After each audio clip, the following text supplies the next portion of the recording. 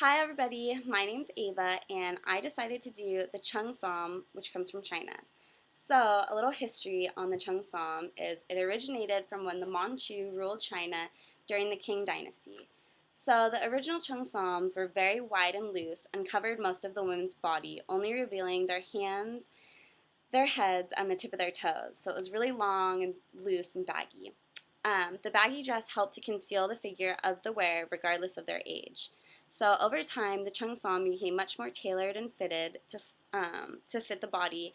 And today, what we most associate with the modern cheongsam became really popular in the 20s in Shanghai when tailors made the cheongsam in Shanghai for socialite women and for upper class women, and they were renowned for their high levels of workmanship. And cheongsams were always made with silk, which is a very luxurious fabric, and it had intricate embroidery.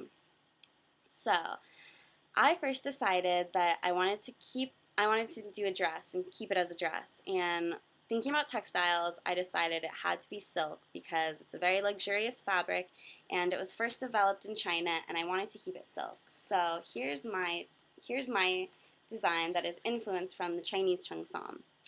So as you can first see, I wanted to keep the tight-fitting silhouette of the dress, but what I'm changing is the length and the neckline of the dress. So my new design includes the high neckline, which will have the intricate gold embroidery that's reminiscent of the original cheongsam. So what's new and innovative about it is it will have cutouts. As you can see here, it's still going to be the high neckline and it's going to be embroidered at the top, but there's going to be cutouts to show that will make it much more revealing and definitely much more modern. This is definitely much sexier of a dress than you would see in the 1920s cheongsams. So with that, I decided that I also wanted to change the hem of the dress and make it much shorter. So with this, it's much easier and comfortable to walk around and to actually wear the dress instead of it used to be long to the floor and really restrictive. So now you can actually move around and be comfortable in this dress.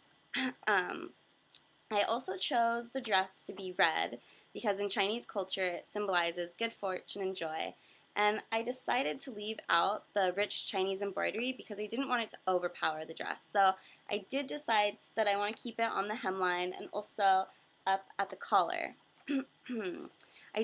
Although the Chinese embroidery is gorgeous, I didn't want it all over the dress because I didn't want it to overpower the dress. And I thought then it would look too much like original cheongsams as well. It needed to be more modern and, fit in kind of. So I decided that the high neckline will be fastened with knotted buttons and loops, which is traditional and reminiscent of original cheongsams. And I decided that mainly by altering the hemline and collar and making it much more modern, I'm making a dress that's reminiscent of the cheongsam. And it's something really new and innovative that can be worn all over the world. It can be worn by women in Hong Kong, by women in China, by women in New York, and definitely can be worn by women here in Hawaii. This is definitely a really good summer dress because that's the season we're in now. And it's short, it's cute, but it still reminds you of cheongsam. It has Oriental influences, and I think that with the embroidery and the high neckline, you can really see that. But it's a really beautiful form-fitting dress that celebrates the woman's figure. And I don't know, I really enjoyed learning about seeing how the cheongsam had changed over the years, and I presented a PowerPoint so you can see how it's really changed over the years. And I really think that this dress is really cute and it's new and it's fresh and you can definitely see where there's Oriental influences, and this is my final design. And thank you. I hope you guys liked it.